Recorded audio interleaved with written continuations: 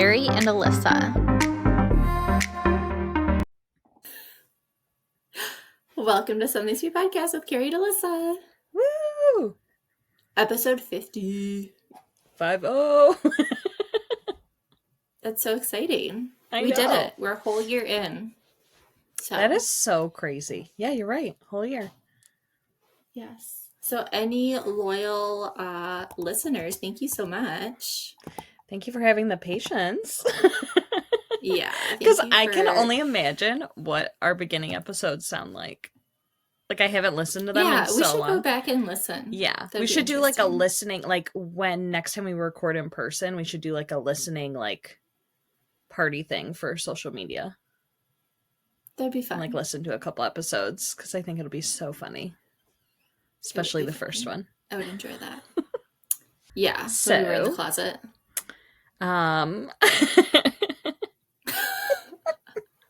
Sorry, I think you froze for a second. Okay, so same. It's 9:22, and I'm still drinking my Red Bull.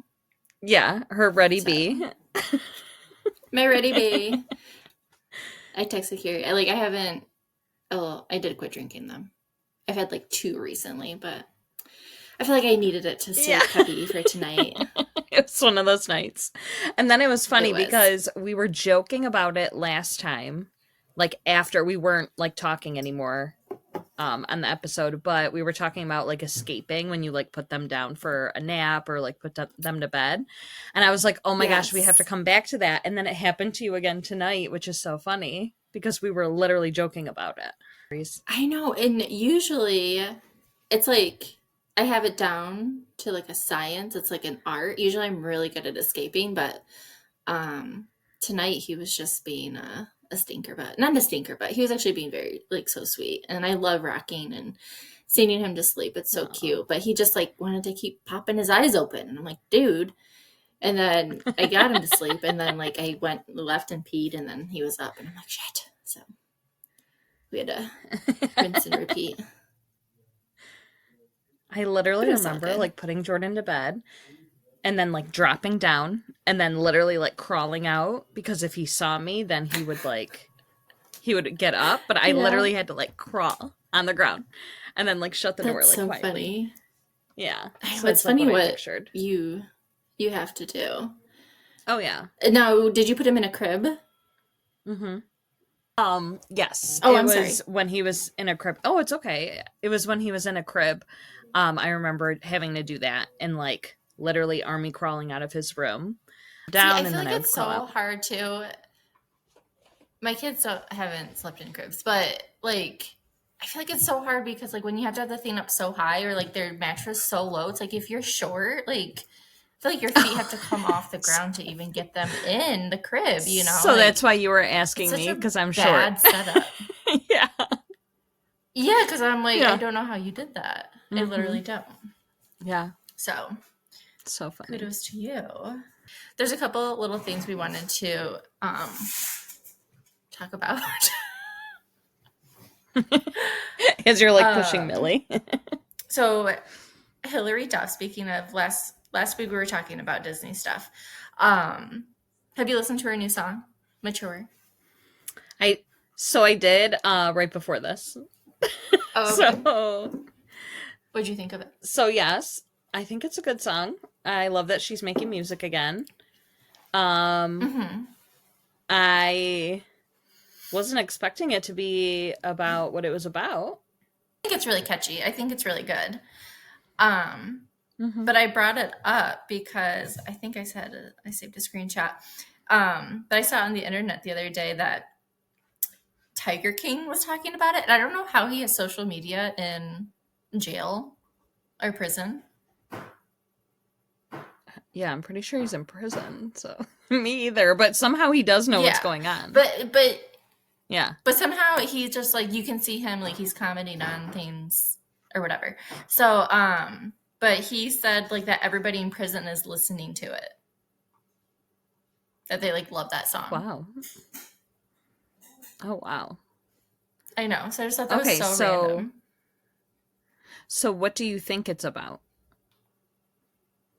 Dating someone much younger? I feel like Okay, so I looked it up to see if anything Uh-huh. was about it. Like, because it is kind of a little weird. I don't know. So, anyways, I looked it up, and basically, Nicole Richie, her husband, Joel Madden from Good Charlotte, used to Mm-hmm. be with Hilary Duff when she was a 16-year-old. So that's what they're saying it's about. It's like from a time in her Oh. life where he's like, "You're so mature." Yeah. Oh, So I'm like, okay. oh, but Nicole Richie and Hilary Duff are friends. So like she didn't say anything bad about it. She was like, I saw this on social media. She said, mature is not the word I would use to describe us, but regardless, the song is a bop. That's what she put like about the song. That's what Nicole Richie said. And they're friends. So Hmm. I don't think she meant like anything like bad about it, but that's what people are saying it's about is her time Yeah. with Joel Madden. I don't know. Interesting. Super I interesting. know. I didn't realize Nicole Richie was with Joel Madden. Mm-hmm. Because who's Yeah. his brother? Um, is his name Benji? Is He's it with Benji? Yeah, I I think think it's you're right. Benji. And Cameron Diaz? Yes. Yep. Oh, Yeah. okay. I say I didn't even know they Mm-hmm. were sister-in-laws. That's so funny. Mm-hmm. Yep. Hmm. Well, now I'm curious because there's that line in there about something about someone being like so Leo and And something about so Scorpio. Scorpio, I know. Same. So now I'm I know. curious I if didn't that's do like that much digging into it, him. but Oh, I'm okay. wondering. Well, We'll have to look up their birthdays yeah. after this. I don't know. But yeah, that's super exciting. She's back in the music world. And when I listened to Mature, the next song that played was So Yesterday. And I got like so excited. And then you're like, I'm in the studio. And I'm like, okay.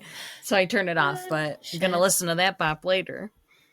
That's so So funny. yeah. I know when I was listening to it, Come Clean came on after, and then I Oh, was just see? like So you're Laguna like, Beach memories. yes. Oh, good vibes. Yeah. Oh yeah. Good vibes. So good. I don't even know how to segue into this. Epstein. We gotta talk about it. I knew you were thinking it. Cause I because like so me and Carrie have obviously always been interested in the Epstein files. I mean, I guess like who isn't, right? And we've talked about it a few times on the podcast in the past, but it seems like since like we last talked about it, it's gotten so political because it's so like wrapped around our president of the United States that um Well, it's I just think like there's only so much we could say about it at the time. Do you know yeah. what I mean? Like, there's really, because there's nothing, like, we had a feeling we knew what was in it. I Hmm. wasn't expecting what the latest was, but I don't Yeah. know. I don't know. So yeah, wild that just like Donald Trump's name is all over the emails, and the whole Bill Clinton thing is pretty crazy. Have you seen the picture of him like grabbing his junk? As a woman? No. No, I thought you meant as a No, woman, I know there's like like a dressed picture up and it's as Donald like Trump and he like Monica. has his hand like no, no, No, I didn't see no. that. No, I've seen the No, I just keep memes. seeing memes. Yeah, I just keep seeing memes, to be Um, honest. oh, okay. No, I saw a picture and people are like, it's legit, it's real. And he like had his hand like right on his crotch. And it's just like, what the heck? So people are joking like there's a whole new name to like Big Beautiful Bill and or a whole new Yes, meaning yeah. more so. And and yeah, Oh my gosh. I don't know. They're saying some crazy I don't stuff, but know. it's just it's wild what's coming out. And I mean it sounds like there's more to come out too. So So, who do we think is releasing it? I have no idea. You mean like a Okay, so I particular saw person or something. like a party or Um, I don't know how to describe that. Okay, so the theory that I saw was that Israel is releasing it and kind of blackmailing Trump into mm, do what they want him to do. Otherwise, they'll keep releasing it.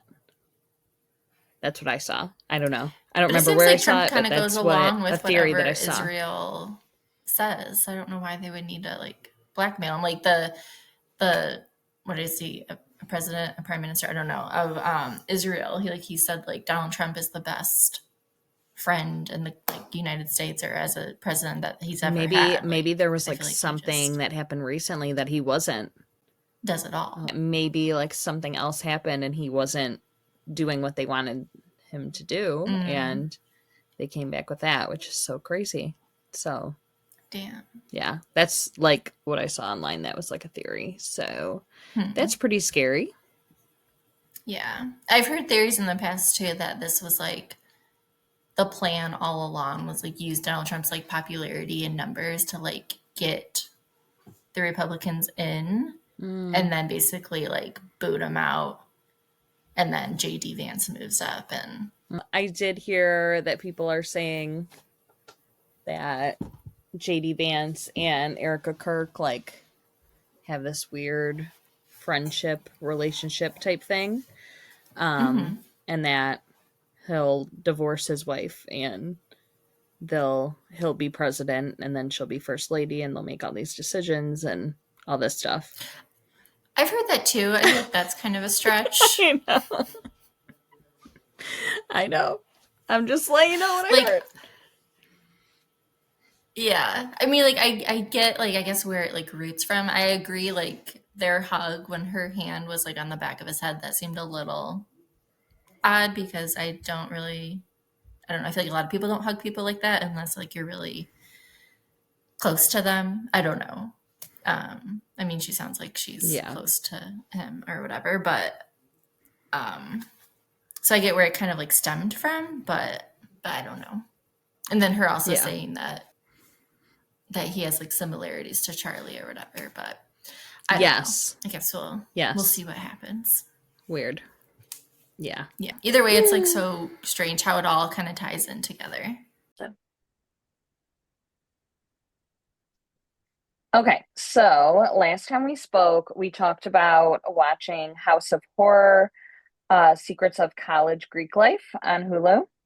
And we both had to finish watching episodes 4 through 6, um, because they were a little slower. But then, like we said, episode 6 picks back up again. So I thought we would talk about that. And then each episode went over a different theme in Greek life. So, like the first one talked about binging, like binge drinking.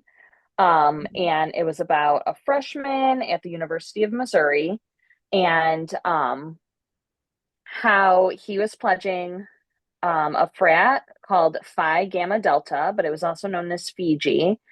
And this was in 2021. So it wasn't that long ago, which, it varies throughout the documentary. Some are, as early as 2001, some are as late as like 2021, 2022.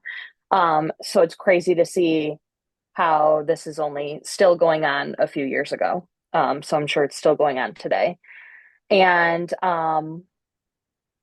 also it talked about different like well-known universities and how it's happening there and all over basically. But this one in particular talked about Danny, and he was a freshman, so he started rushing right away and basically was missing class right away, was dropping everything that he was doing for their I'm trying to remember what they call them, like their pledge dad, or the upperclassmen that they're like Yeah. pledging for.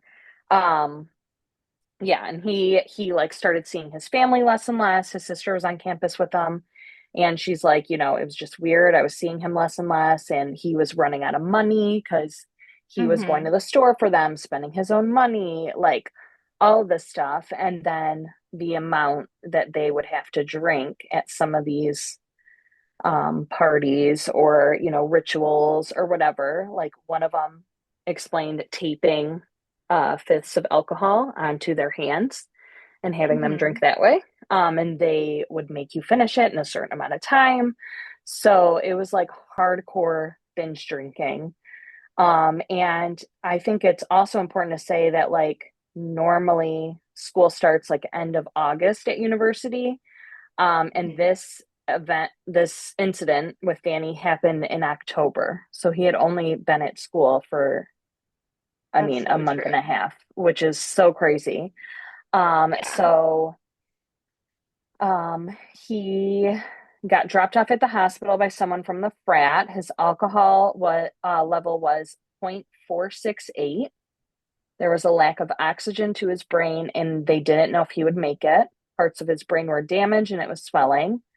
And even though the fraternities, because the family looked up this frat that he was pledging, and they have like a no hazing policy, even though it Hmm. said that, the family knew that it was from hazing. And, of course, the frat president got a lawyer right away. Nobody would talk to them. But the good thing is the lawyer was able to get, or the police were able to get like surveillance footage. So a lot of these frats and sororities have surveillance throughout the house, and they were able to get Hmm. that. And they noticed, them doing this like line thing where they had shirts over their heads and they had to go into the basement, and they met their pledge dad or whatever.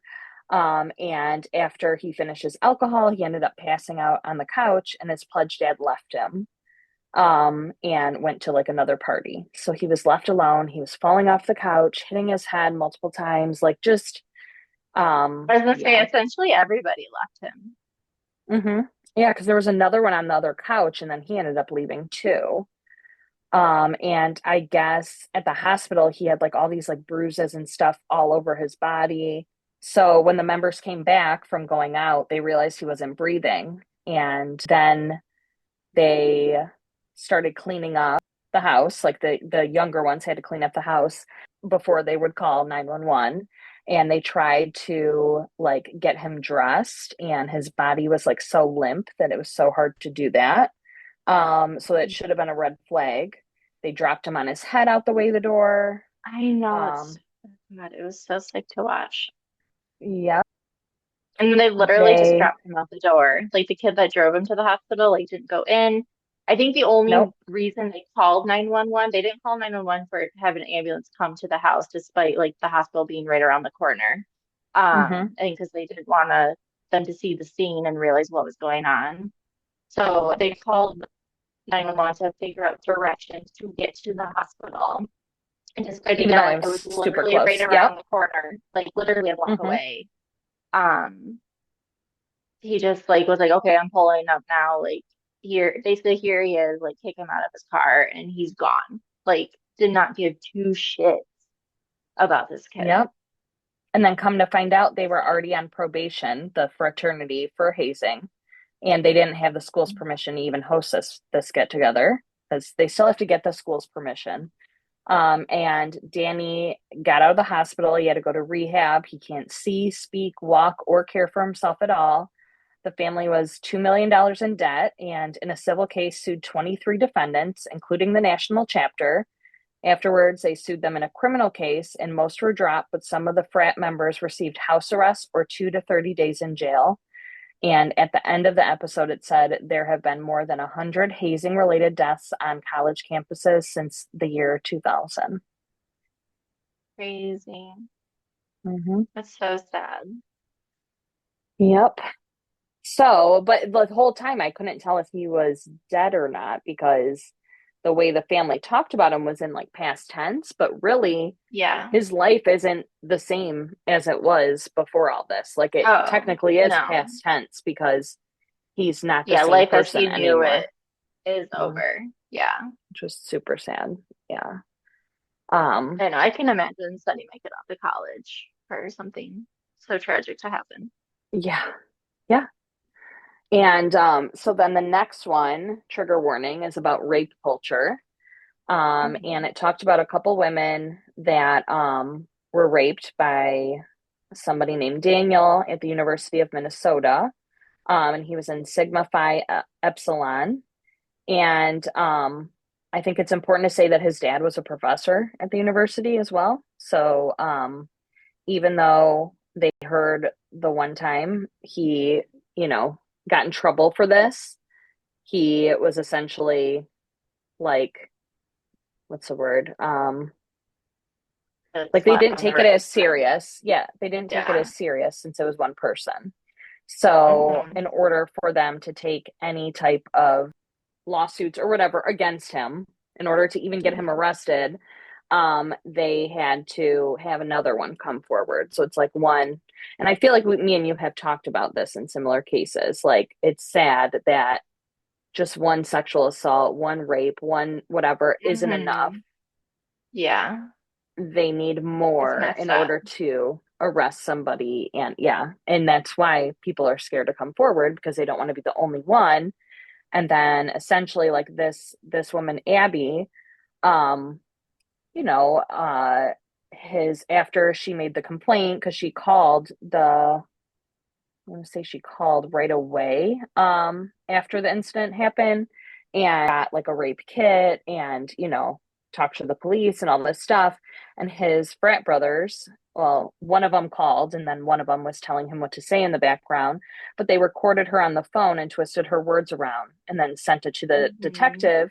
And he was released from custody and charges were all dropped. And she just, became ostracized by the Greek community and the whole student body as a whole because they thought she was a liar. Hmm. So she did what she could. She put up a blog post naming Daniel as her rapist. She received other messages from women who he had assaulted in college, but also in high school. And everyone was too afraid to come forward.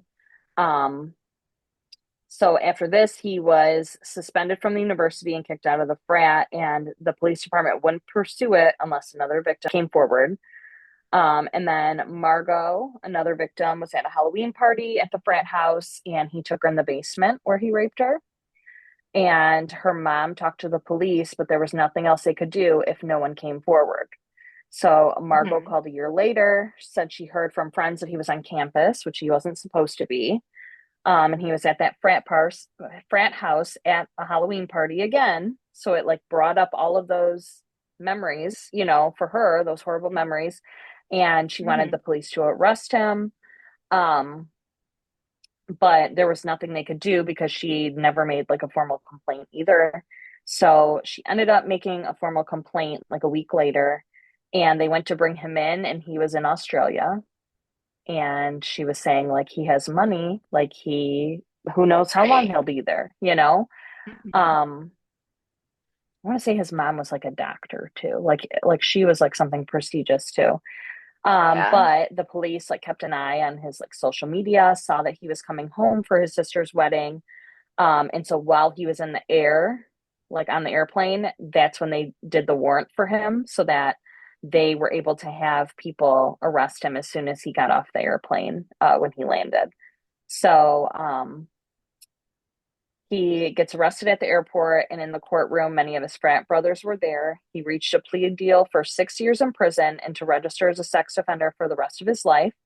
He only had to do 4 years in prison and was released in 2020. But I also do think it's important to talk about Abby and how she like advocated for other victims and how Hmm. she helped get the Abby Honnold Act passed.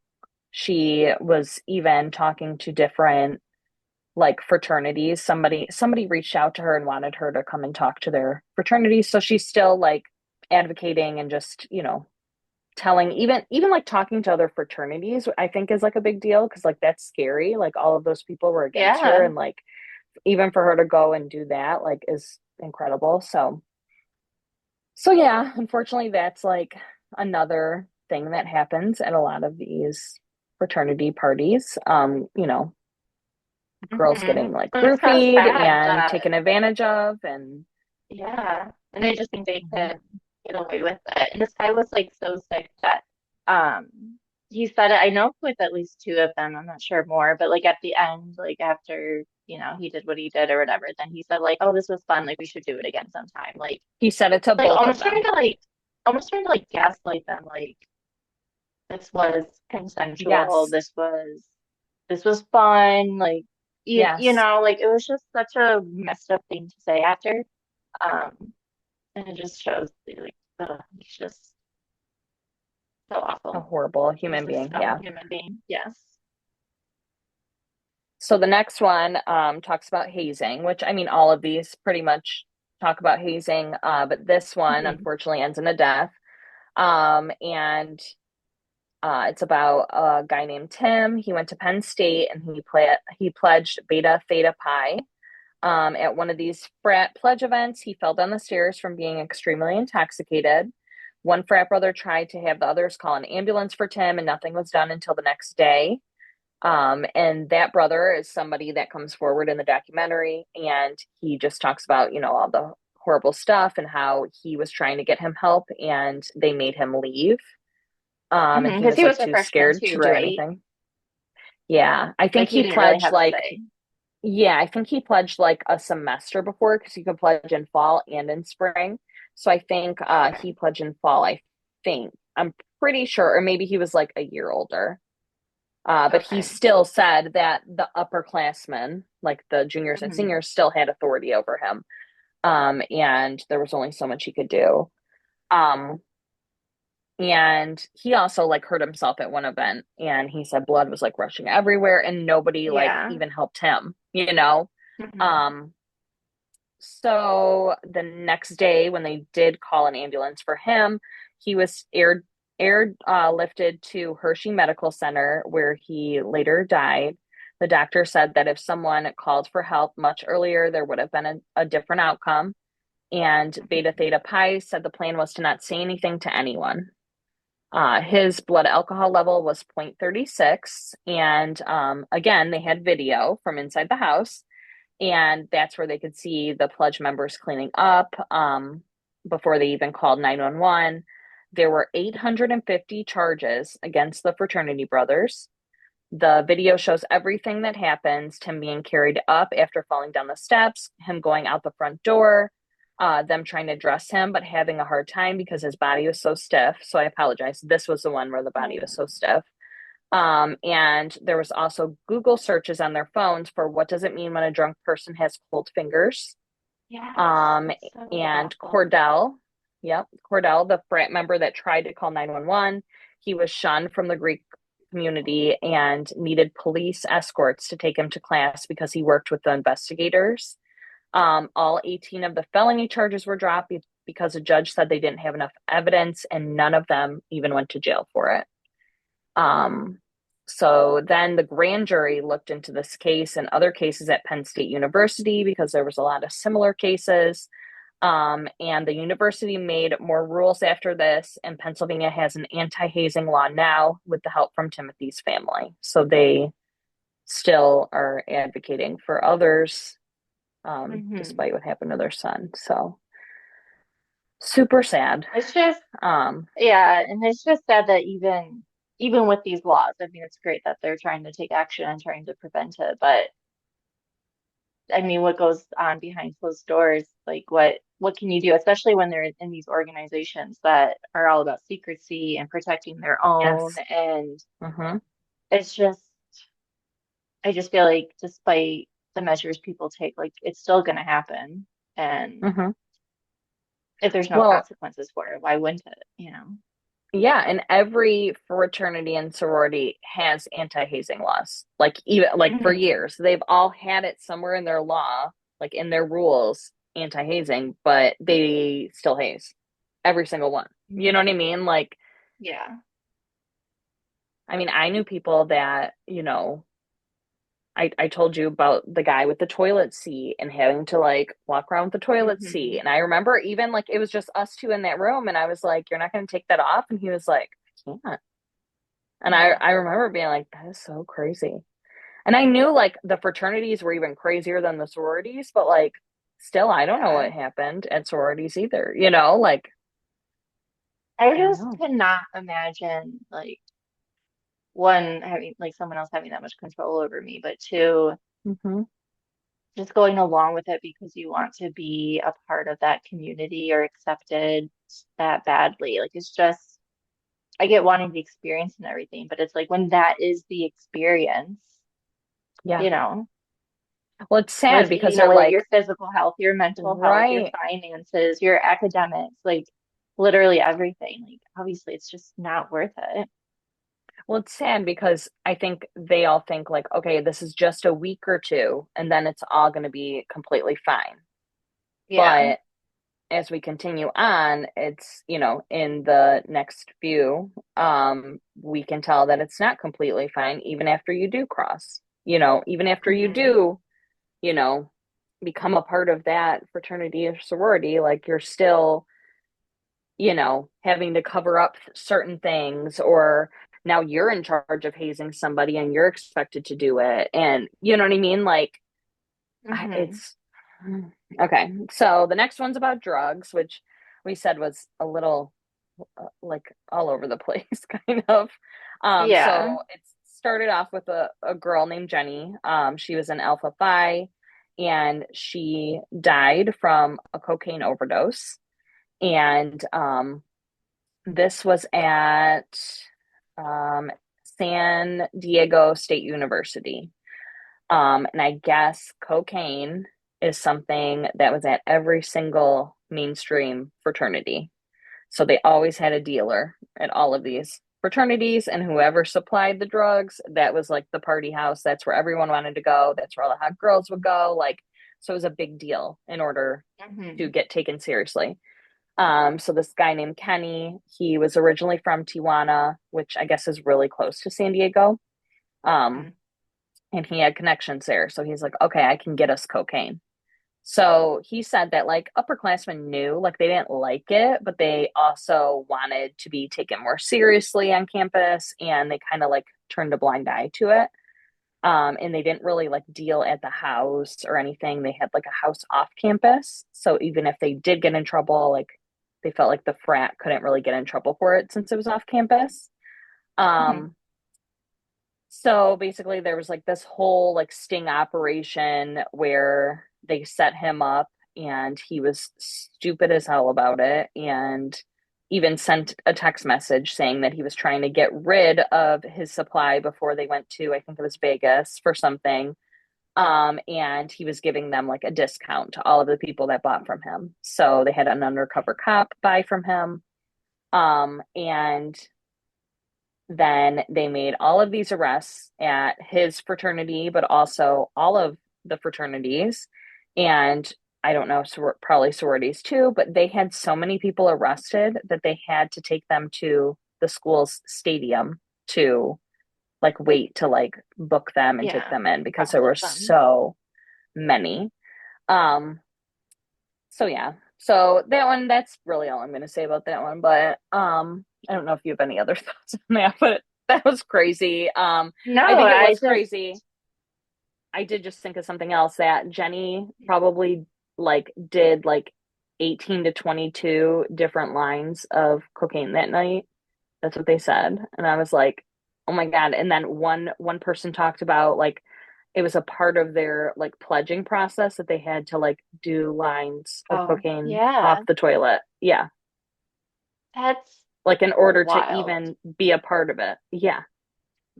I knew, I mean, I didn't go to university, but I knew, like, obviously, you party, you drink, you smoke weed, whatever. Maybe you Hmm. dabble in some like shrooms and shit. Like, I didn't expect Coke to be such a Me either. big thing. I mean, like, it's just wild to me that like, these people are going to school for higher education, and it's like, how are you keeping your grades up and also doing all this crazy shit in between? Like, it's wild. Like, if you can do both, Well, kudos, because right, I don't know how. right. I Well, can't do it sober, I so I don't remember ever hearing like Coke at my university that I went to, but I yeah, also wasn't at the frat parties like that, like right. all the time. You know what I mean? Like I told you I did in the beginning. They were really creepy. I did go to a couple others, but it was like always like a big group of us, but I never was like a regular at those parties. So like who Yeah, knows? You know? yeah. I don't Super know. wild. So the next one talks about like another hazing incident, and this one is drowning. And I guess Okay, like see, this one would be about like secrecy too. You don't know this one. You oh, didn't watch right. this one. No, Okay. I didn't watch this one. No. This is Okay, what I'm just gonna like give a brief overview about it. But this one is uh about like a black sorority. So, um, okay, so I know you watched the last episode, so mhm. that one does talk about racism. So these black fraternities and sororities were started because these black people weren't allowed in the mainstream white sororities and fraternities, so they started their own. So this particular one that the episode is about Alpha Kappa Alpha. They're called AKAs. It is probably one of the most popular black sororities in the Okay. country. Um, and it was also the first black sorority ever started in 1908. So that's like how far Oh back this one wow. goes. So I feel like people look at this one like it's very prestigious. Like Yeah. our old vice president, she was an AKA. Like there's like a lot of like high um like powerful people, powerful black women in in our country most likely were a Mhm. part of the AKAs. Like they just have a Okay. reputation. So that's why this one was like so crazy. So this one, I don't know if I wrote down what school it was at. I don't think I did. But it was a school in LA, and they were a smaller school, so they took some from other schools. So say it was like I don't even know. I can't even think of like a small school. But anyway, so it was like different schools coming together, which I think like plays a part into it because when you're going to the same school, you're always seeing those people on campus. You're always like, so Mhm. I don't feel like these people were that close because they were all from like different campuses, if that makes sense. Okay. Okay. Hmm. This one is about two women. One was named Kanitha and one was named Kristen, and they were pledging, aka Kanitha's husband and Kristen's mom and sister talk about how they would both get calls like in the middle of the night to go and do things for their sorority sisters.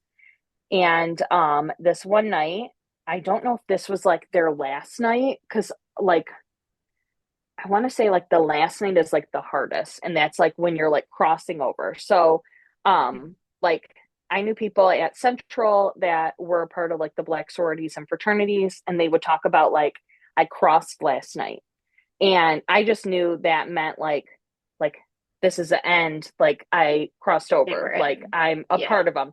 I knew that's what it was, but the documentary talked about how crossing meant it was like a part of like African folklore for crossing the burning sand that their ancestors walked on.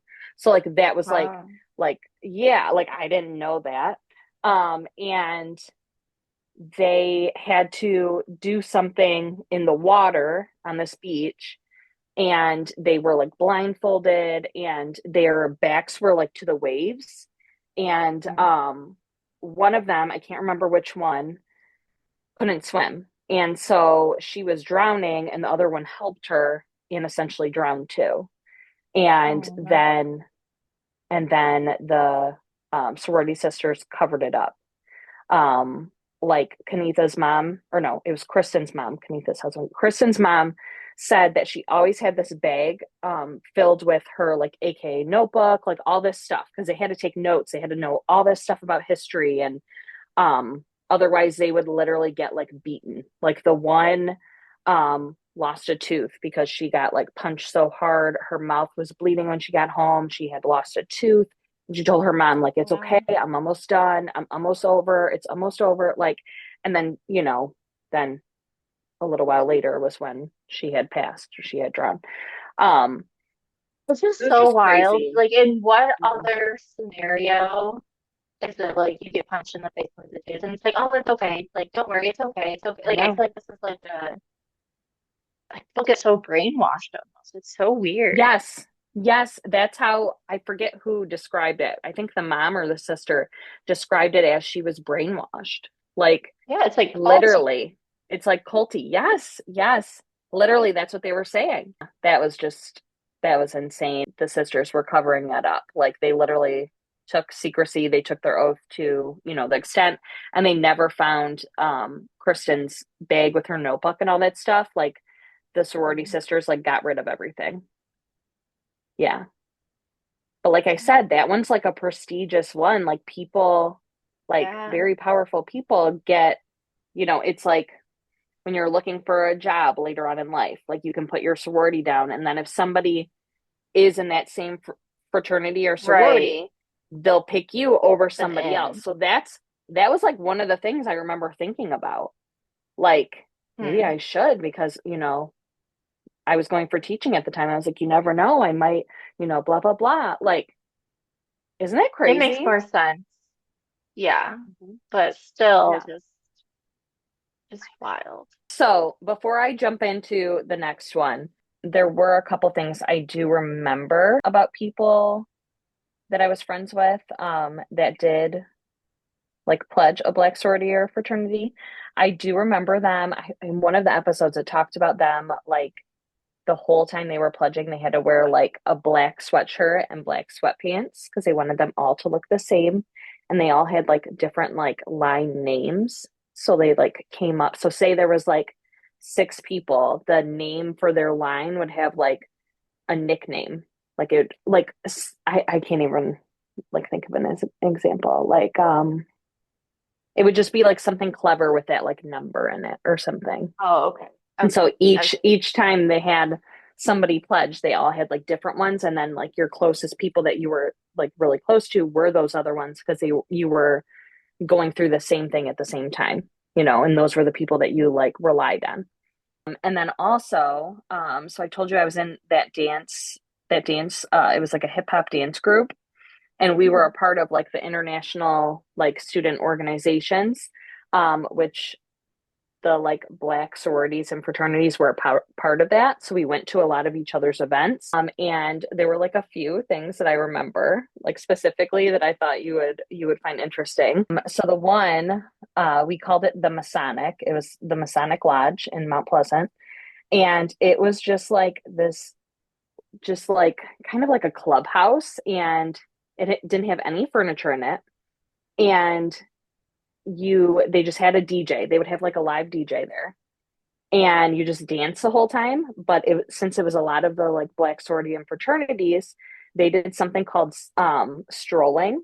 Have you ever heard of strolling? Mhm. Okay, so they get in a line and they have like to the music, and they have these little like routines that they do in a line, and each one is like known for something different. So like for instance, one of the frats, they would like do this like little shimmy thing. So like in Mhm. their line, they would like go down and they would like do this shimmy, but then it was like smooth, like, and they would like kind of like snake through the crowd. So especially Mhm. if you weren't a part of one of them, you literally had to like step out of the way. Like Mhm. it was so disrespectful if you like weren't paying attention and Interrupted. they came. Yeah. Yes. So I do remember that. Um, and then some of them would go like they would perform. So I can't even think of what some of the movies are that they did this at, where like they would perform on stage and they would do these like step routines where they would like do all this like crazy stuff with like clapping and like kind of like stomping and like all this, but it's like a Mhm. routine, and then they're like yelling things and like doing their like calls and stuff. It is like Yeah. really really interesting. So there was this one thing that they would um they would do every year, and it was called the Apollo. So the Apollo can refer to either the Apollo Theater in Harlem, a historic venue celebrating Black culture and creativity. So that's what it was. So they would do Apollo night, and you would come and you would perform. So my dance group would perform too. But we had to make sure it was so good because the Apollo is known for like booing people that are on stage if they don't like Oh. it. Mhm. So it was always so nerve-wracking to like come and perform at the Apollo because I'm Yeah. there. If you mess up, if you something like if they don't like what you do, like you had to like come out strong like from the beginning. You know how normally like when you're like doing a dance routine, it like gets gradually good. You had to come out like so Yeah. strong.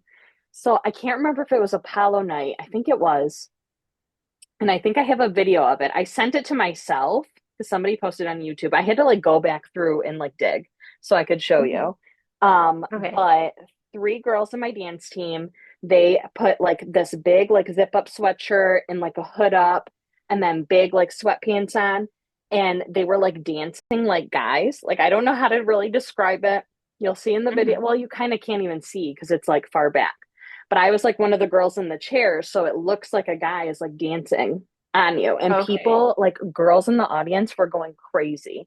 And like even the part where they like go to the floor, you know how people like put their leg up like on the floor, like, and Uh-huh. people were going nuts. And then right after that, they like unzip and you see that it's like girls, and then people were still cheering. So like, Oh I my don't know, we were really gosh. strategic about like how we did it because we wanted to keep them engaged. And then we came Hmm. out to like a Trina song, like Look Back at It. So everybody loved that song. So like that was Uh-huh. good. Like, and I don't know, it was just such a cool performance. So I'll have to show you after this. Yes, I want to see it. But like I just remember doing that and being like so nervous that you were gonna get booed.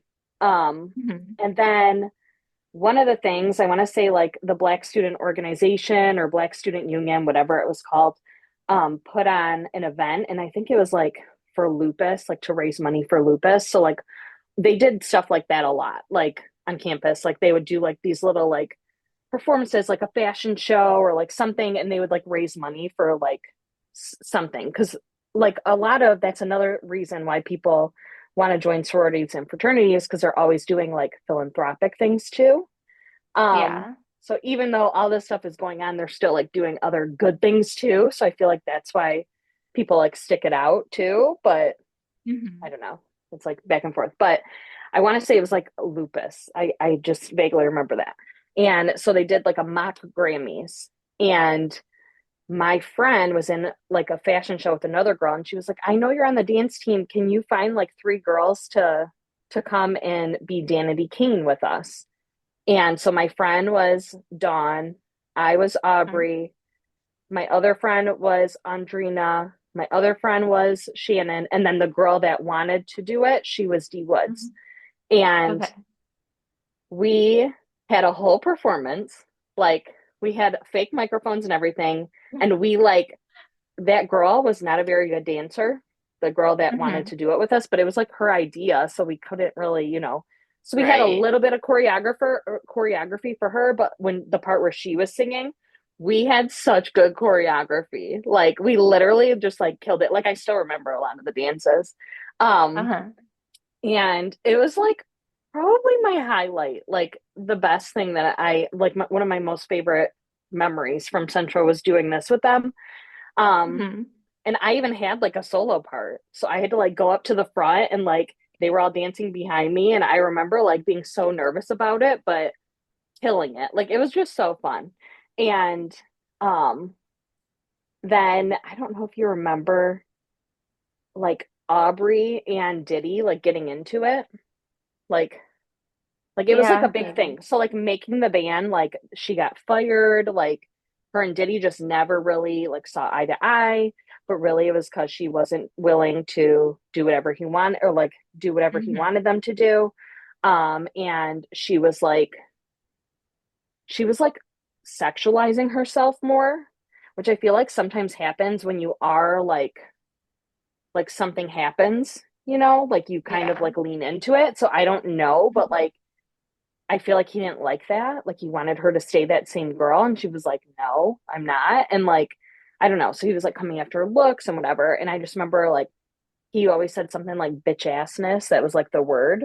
And so I remember the guy that was pretending to be Diddy like said something to me like while I was on stage and we were like, you know how like they'll come out and they'll be like, okay, and the best, blah blah blah goes to. We were like doing that. Hmm. So like literally I just like wung it with this guy. He was funny, like and I was like, Diddy, no bitch assness. Like and everyone like started laughing and I was just like, it was one of my funnest memories. Um Aw. and then also sidebar, this just came to my head, but there was a guy that went to Central with me and he was one of my like best guy friends. He was on the floor that I lived on and stuff, and he wanted to be with me so bad. And like he knew I had a boyfriend. He knew the stuff that I went through a lot of the time. So like not everything obviously, but like he knew how bad it could be. Like he knew that some of the things I went through. So my friends all knew and I didn't know, but he was Trey Songs for that event. Okay. Mhm. And he told me, he was like, Carrie, for my performance, can you go put a chair on stage? And I was like, yeah, that's all you need me to do. And he's like, yeah, that's it. Thank you so much. I'm like, okay, you're welcome. So I go up there and I'm in my like heels because like I can kind of vaguely remember what I was wearing. But Mhm. just like a tight dress, like heels, like a big belt, because that was Yeah. cool. And I remember like going to put the chair up on stage, and all my friends were in the front row and they were like, sit down, sit down. And I was like, what? And they were like, he wants you to sit down. And I was like, oh, he sent me up. Oh God. He sent me up. Do you know Yeah. he really sang to me in front of everybody? He sang I Really? Can't Help But Wait by Trey Songz. So Aw. I'm sitting there and I'm like, oh my gosh. I'm like, I got set up. So all of a sudden the music starts playing and he comes and he had like a big like fur coat on and glasses and stuff and he comes out the door and I was just like shaking my head and like laughing. I could not believe I got like set up, but it was one of the cutest things somebody has ever done for me. Aw. And he literally sang that to me in front of everybody. Um, so Damn. yeah, What good a fun memories at story. Central. I know. So I Yeah. was like thinking about all that when I was watching it. Um, but okay, we can get into the last one. So I know Hmm. you for sure watched this one. Hmm. So this one It was was called crazy. Racism and the Machine. It was about racial segregation in sororities at Alabama State University. Most of the fraternities and sororities at ASU are a part of the machine. So at Central we call them mainstream sororities and fraternities, and then we called the other ones like black sororities and fraternities. Um, so if I say mainstream, that's what I mean is like the like basically the white ones, like the Okay. mainstream ones. So the machine focuses on white supremacy. Greek Row is a big part of campus. Greek houses at ASU are huge mansions and get alumni donations. So those are the like I've seen other sororities and fraternity houses like on other campuses. Mhm. Nothing compared to that. Those are Yeah, so this was insane. Alabama State. Yeah, they were crazy. Insane. Yeah, huge mansions. So I could picture going there and wanting to be a part of that and wanting to live at those houses and like I can Hmm. picture that. Yeah. So ASU started in the mid 1800s. In 1963, several black students tried to enroll at ASU, and the governor of Alabama, George Wallace, wouldn't let them. He said segregation now, segregation tomorrow, and segregation forever.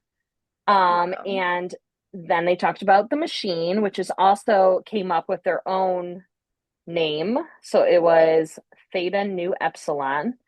And it's a secret society of white students who influence student government, elections, homecoming king and queens, honor societies, and others. And they demonstrate that they can punish these people that defy them.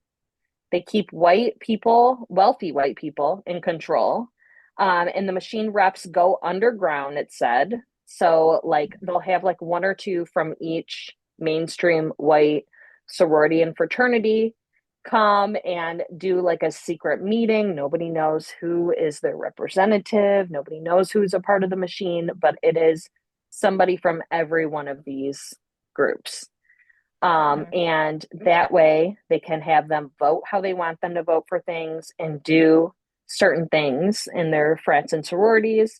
Whatever they wanted them to do, they controlled them. I did think it was really cool that the Crimson White, the school's newspaper, tried to uncover who was part of the machine. And the Hmm. writer, I can't remember if her name was Abby. I don't know why that's coming to my mind. Um, she was shunned and harassed. And they also said in 1992, someone that ran against the machine's candidate for SGA president was attacked and stabbed with a knife to dissuade her to run anymore. And then this SGA was shut down for years. Another thing that happened was a cross being burned on the lawn.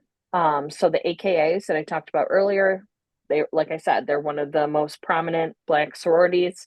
They moved on to, I think they call it Greek Row here. They moved houses, and their house happened to be on Greek Row with all the other mainstream sororities and fraternities. And they came home to a cross burning on their lawn, which is something that the KKK would use in the South, against Black people to scare them, whatever. And they never found out who did it, but the machine most likely did it. Other racist events that happened, the N-word was written in chalk all over campus. Black people were afraid to walk past Greek Row, because they would get harassed and yelled out, car windows, and they were nervous, especially to walk at night when white people were too drunk, because they thought that they would harm them, if they did. So that was crazy. Which, another sidebar, when I started Central, there was a racist incident, and I don't know if they meant to be racist or not, but like, remember when we talked about Jussie Smollett and how he had the noose around his neck and how that's like a racist thing because Black people were getting hung, in the South, and just for being Black, so it's like a racist thing. Like if I think of a noose, I think of it as racist. So when I started, one of the buildings had nooses hanging. Yeah. Wow. And they like shut down classes in that whole, I don't remember what building it was. It was some science-y type building. But I guess the people that did it, which I don't even know if they got in trouble. Like I don't remember them like ever saying what names did it, but the people, they investigated it. And the people that were caught said that they were saying like they didn't know it was a racist thing. They were saying like, I would rather hang myself than have to like do this work or whatever. So I don't even know if they like got in trouble for it. But also I didn't know like how rural Central was, like how rural Mount Pleasant was, and I didn't know that not a lot of Black people go to school there. Like I didn't know that.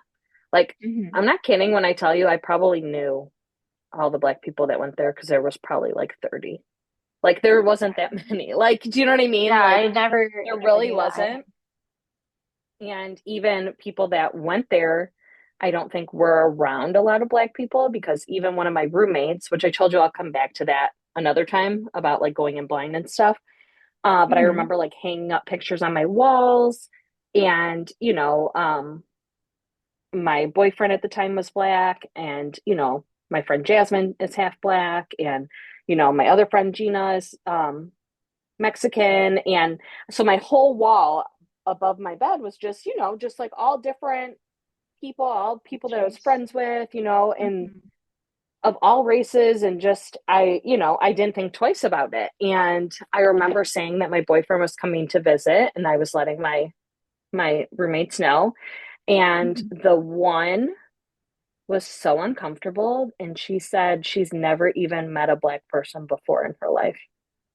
And I was Where like, the hell is she from? Bay City. I've been there.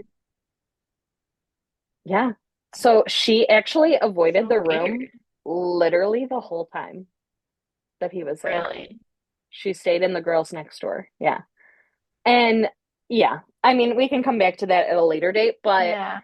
I was shocked. So maybe they really didn't know because they just didn't know. Maybe they weren't taught like history like I was taught history growing up. You know what I mean? Like maybe they just weren't aware, but even so, I don't even think they like got in trouble. So I guess it happens everywhere. But I just had to say that because all of that was coming to my mind. So in fall of 2013, several Black women were going to rush the mainstream sororities.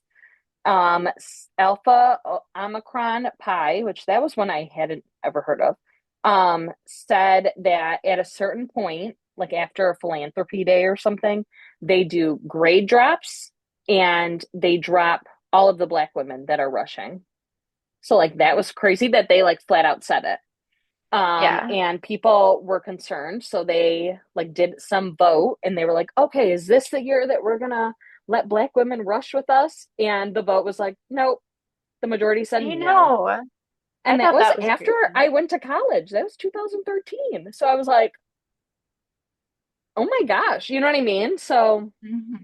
So that, and then the student newspaper wrote about it, and it basically went viral. They had a rally at the school, and some women in sorority spoke out against it, which was a huge no-no, because the whole secrecy thing. And then they Right. talked about Michaela Culpepper. This was fall 2021. She is biracial and she wanted to rush mainstream sororities. She didn't even think twice about it. I want to say she was around white people her whole life because she was adopted. So I don't even think she Hmm. thought, I think she kind of had blinders on that, that was even a thing.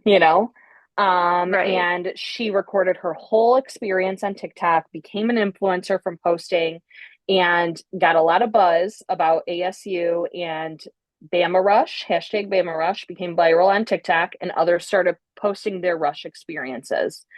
Michaela seemed to get in less houses that were interested in her, and all of her white friends got in more that were interested in them. She talked about it on TikTok, and one of the comments asked what tanner she used. She wrote that she was mixed, so she didn't need a tanner. And then after that, was called into a meeting saying that she had to stop making TikToks. But then everyone she talked to said they never got talked to about posting. So she was like, well, they're not singling me out. So she just kept posting. And then she was Hmm. dropped from all the houses on preference day. No one would even give her a definite answer on why she was dropped. And so, she believes she was dropped because they found out that she was mixed and not fully white and using a tanner. And then there's a whole nother documentary. It's a short documentary called Bama Rush on HBO Max, and it just goes more in depth on the rushing at ASU and a handful of girls rushing and their stories. There was one woman of color. Her name was Michaela also. And it made me sad seeing her go through the process because she was trying to look more white and more blend in more. And that Yeah. was just really sad to see. But there were so many other things that they went over, um, like girls, the machine was talked about in it. And I guess the woman doing the documentary asks about it, and they all go, we can't talk about that, and nobody would Wow. talk to her about it. It was crazy. Yeah. So if you're interested in learning more about Bama Rush in general and the whole process, because I think I learned in there that after they get their house from the Hmm. stadium or whatever, they run in the streets to that house, and that's their home, so they run, and everybody is their families there, people are sitting in chairs in the street and watching them all run, it's a whole thing that I don't think the first one went over. So Yeah. yeah, crazy. So It's yeah. super crazy. Yeah. And I was just so surprised at Michaela from the Hulu documentary, was so called out because I mean, we know pretty privilege is the thing. She was so pretty, Mm-hmm. beautiful girl. And then yeah, I think the comment was how are you more tan than me? Someone was didn't understand how they were more tan than her. And that's when she said I think maybe someone even said I think she might be black. And then she ended up saying yeah, she was mixed. Yeah. Um and it's just it's just wild to me. It's okay, so you accepted her if she was tan, if she had a fake tan, if Yes. she it's I just don't understand how it comes down to a pigment literally in your skin that you have no control over. But 1 minute she was okay, the next minute she was banned and Yeah. just And told not not to post discussing. anymore, which she made them go Yeah. viral. She was the first one posting her Hmm. experience.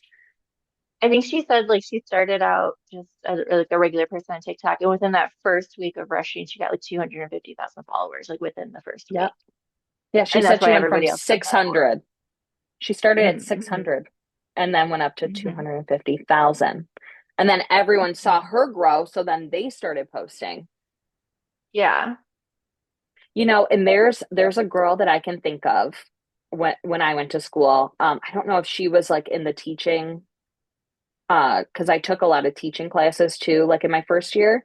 And I think she was Mhm. with me in some of those classes. And I remember her rushing, and I remember her like getting a bid. I remember her pledging, and I remember her like joining a sorority because like all the mainstream sororities like had this really cute bag. I'm not kidding. They all had like different, you picked like your bag color, and then you picked like your letters color, and that was what you like Mhm. carried as a backpack. Like all of your school stuff was Okay. in there. And I just remember being like, Mhm. those are so cute. Like I just remember like thinking that. And so I remember Yeah. hers, and I want to say she was like a tri-sig, like, and she was literally the only girl that I remember being mixed and everybody else was white. But she Yeah. also tried to blend in like how this girl did. So it like brought back that memory for me. Like I remember her like straightening her curly hair and like just Mhm. like trying to like dress a certain way and like real preppy and like I just remember that. And I'm Yeah. like at what cost are you joining like a group like this? Like are you like truly Mhm. being yourself, or are you losing yourself? Yes. Well, You literally, like, know? yeah, you can be your authentic self. And like we kind of touched on that last episode, but like how I really noticed it this year, like the TikToks of they all doing like the dances and like it's like a Mm-hmm. whole welcome thing or whatever. And then I was trying to think in my brain, I need to go back and watch them again, but thinking about it, it's like I think a lot of them were all white girls. I think all of them were white girls. Yeah. So it's something that like never even crossed my mind. It's just it's wild that some people say like racism isn't even a thing, and when it's like so deeply rooted in our Yeah. education system, Yeah. our higher education system. Like it's just it doesn't even make sense. Mm-hmm. And like I said, like I probably knew all of the black people like on campus. Like I probably knew them all by name because there wasn't that many. Yeah, And I just that's like, I don't know, crazy. I didn't know that. And I came from a school that Yeah, was very diverse and like I remember it being like a culture shock for me. I was gonna say it like you talking about that. It like I graduated from Holly, which is a very Hmm. rural area, and it was the Hmm. same thing where we did have a handful of Black people, and I feel like some Hmm. of them were like from the same family. Like I remember one particular family, they had like a kid in each group, you know. Um, Hmm. so literally, like I could probably, I don't even know if I would use both hands. Like, Yeah. so I Yep. guess, you know, you talking about that kind of made me think like, okay, I guess I kind of get it. I've been there. Yeah. Um, but yeah, I don't know. It's crazy. Crazy. Crazy. So what are we Yeah. gonna watch for next time? This is what we've been trying to watch for like 3 weeks.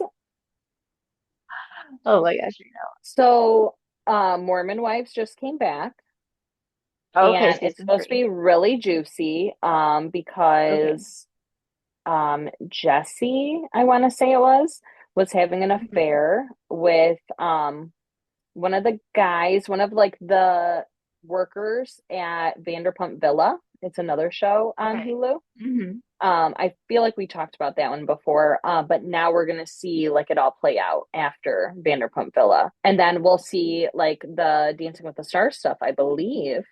I Yeah. hope this season we do. So we'll see that. I'm sure we'll talk about like the winners of Dancing with the Stars, or I know they're going to the Hmm. semifinals. Yep. So I think it's semifinals and finals. So we'll talk And about the while we're just winners talking in a about couple Dancing with weeks. the Stars real quick, Andy finally gone. He went home. Yep. I was like, he's Oh, got to be gone. He's got to be. yeah. And Dylan and Daniela, I apologize. I apologize what I said Same. last week. I know. We literally said that, and then like the next day, it was like they did amazing and got the I have perfect score. And chills oh my God. thinking about that dance right now. I have Mhm. chills. It It was so was good. so good. So I apologize, Dylan and Daniela. You are still my number Yeah. one. I apologize. Yeah. Showed I us. love them. Yes. So I'm excited.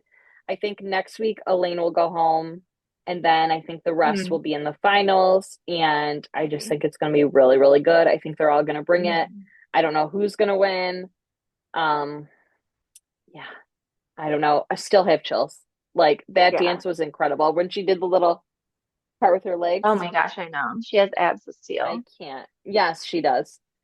And I told you I always loved her and I wanted her to win before. Hmm. Oh, yeah, she's so good. So, yeah, I'm sure we'll watch that. There is a couple things coming out in January, so we got a little bit of time, but Traders is coming out then. Oh yeah. And oh my gosh, what was the other one? Oh, Tell Me Lies, the show that Oh I yes, told you yes, yes. about. Yes, I need So to catch up good. on that. And that will come out. So you have time. It comes out in January. Um, And I've been Stranger watching Things. BravoCon, Stranger Things. Yep, I have to rewatch that. You need to watch season And then 4, yeah, I know. like yesterday. Like yesterday. Okay, got you. Actually, the rest of this weekend, I'm going to be watching BravoCon stuff because this is one of my goals, okay? It's going on my board next year. BravoCon. So it's like a big convention that all Bravo like lovers go to, and you just mingle with the Bravo Lebs. Like you could be at the same bar as them, at the same restaurant. Like just they have like merch areas set up with all the Hmm. stuff that they're selling, like merch wise. Because like somebody might have a tequila, somebody might have a new book, like so they all have like meet and greets kind of. They have all these like Okay. photo ops like from like iconic parts in different like Bravo shows. Like one of them was like Hmm. one of the housewives like fell in a bush, so they had like a bush like set up where you like Okay. fall in and they like take a picture. Like they have like a Okay, it's bunch of probably a stuff lot like like this. Comic Con. Yes, but just for Bravo shows. So it's literally like right up my To alley. Terry's favorite universe. So shout out to my girl Worm with a mustache. Okay. So it's like an ode to, I know it sounds weird, but that's what they called Tom Sandoval. He said, you Okay. look like a worm with a mustache. So she literally named Oh, her Bravo page Worm with a Mustache. But I'm so living funny. vicariously through her. I talk to her sometimes. I send her some memes. She sends me some stuff sometimes. She's a new Bravo friend. But I'm living vicariously through her right now because she is there and I want to go next year. So I just think that would be really Hey, fun. Yeah. that So would be that's so going fun. on the vision board next year. This Okay. keeps coming up. I like it. I know it popped So up earlier and I was like, oh God, I I have to know. listen I again. know. I know. I know. I saw your face when it did. You went like this. You went, and I was like, oh no. I was like, it's just the tape. It's just the little like, you know, uh That's so clear funny. tape. It doesn't really stay. So I yeah, get it. that's going on the vision So funny. board. So I'm sure we'll make those December, January, make those Yeah. again because you crossed off a bunch of stuff on yours. It's I need to look at it. I think Yeah, I failed some. yeah. But that's okay. Oh, Baby all stuff. So right. okay, well, thanks for listening slash watching and we'll talk to you next week. All right. Bye. Bye.